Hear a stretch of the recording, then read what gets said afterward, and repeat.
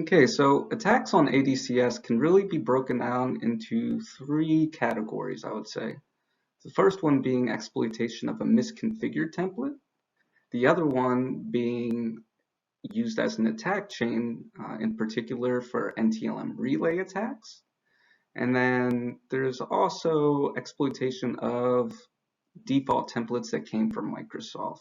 We're going to talk about that one a bit more. Again, that was certified that exploited the default machine template that came from Microsoft.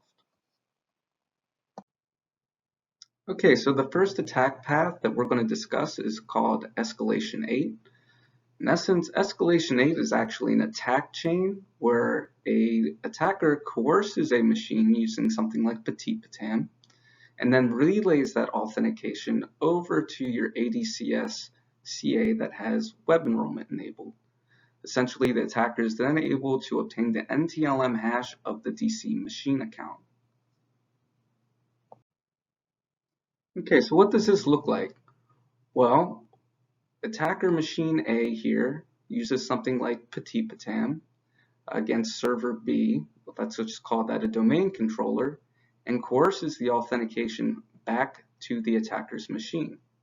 The attacker then relays that authentication over to machine C, which is your CA that has web enrollment enabled. It returns a certificate for the domain controller where the attacker can obtain the NTLM hash for the domain controller and then perform a DC sync.